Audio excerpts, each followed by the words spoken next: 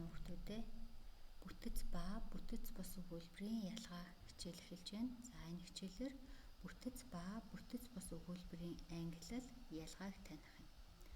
За тэгэхээр өгүүлбэрийн тухай ойлголтоо сэргийн саная. Өгүүлбэр бол үгсийг үндэс ба нөхцөл холбох үгээр холбосон хэлний харилцах мэдээлэх үүргийг тус хангаж байдаг хэлний үндсэн нэгж юм аа. За өгүүлбэр нь холбоо үгээс бүтдэг болохыг мэдээ.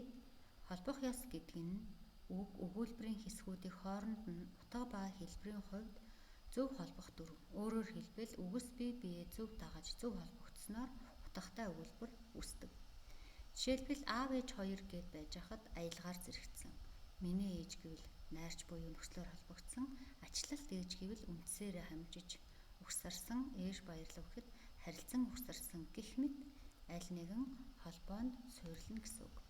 За тэгвэл өгүүлбэрийг ерөнхийд нь бүтэц ба бүтэц бус гэж ангилдаг. Бүтэц өгүүлбэр нь үг нөхцөлийн хослоос бүтсэн өгүүлбэр бөгөөд энгийн нийлмэл гэж ангилна. Бүтэц бус буюу нөхцөлгүй үгийг мэдрэх, хандах, зөвшөөрөх, илэрхийлэх гэсэн утгаар дөрвөн ангилдаг байна. За харин энгийн өгүүлбэрээ цөм бус, цөм буюу хураангуй, цөм бус буюу дэлгэрэнгүй өгүүлбэр гэж ангилдаг. Цөм өгүүлбэрийг 2 бүрэлдэхүүн цөм, 3 бүрэлдэхүүн цөм гэж ангилдаг. За харин нийлмэл өгүүлбэрийг зэрэгцэн нийлмэл, угсарсан нийлмэл, харилцаа угсарсан нийлмэл, холимог нийлмэл гэж ангилдаг. Гишүүнгүй буюу бүтэц бус өгүүлбэр нь мэдрэх, хандах, зөвшөөрөх, илэрхийлэх гэсэн дөрвөн утгыг илэрхийлдэг. Ерөнхийдөө өгүүлэгчийн сэтгэл хөдлөл мэдрэмжтэй холбоотой өгүүлбэрүүд байх нэ.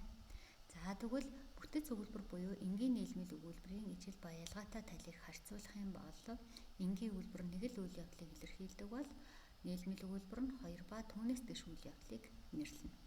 За нэг үйл явдлын тухай санаа илтгэсэн байдаг бол нийлмэл өгүүлбэр харьцангуй цогц санаа. Гол ба гол бус гишүүдээс бүтэн, гол ба гол бус гишүүн өгүүлбэрээс бүтэн. Нэрийн нөхцлөөр энгийн өгүүлбэр холбогддог бол нэрийн болон үеийн нөхцлөөр холбогдно. За ижил тал нь үйл явдлыг өгүүлж байгаагаараа, санааг илэрхийлж байгаагаараа, харилцааны хэрэглүүр болж байгаагаараа гишүүдээс бүтэж хилцүү холбосоор холбогдож байгаа нь бол энгийн нийлмэл өгүүлбэрийн ижил тал юм аа. За ингээд онлынхоо ойлголтыг уншаад биедан унших даалгавраа гүйцэтгээд хичээлийнхэн дараах сорилыг хийж илгээгээрэй. Амжилт хүсье.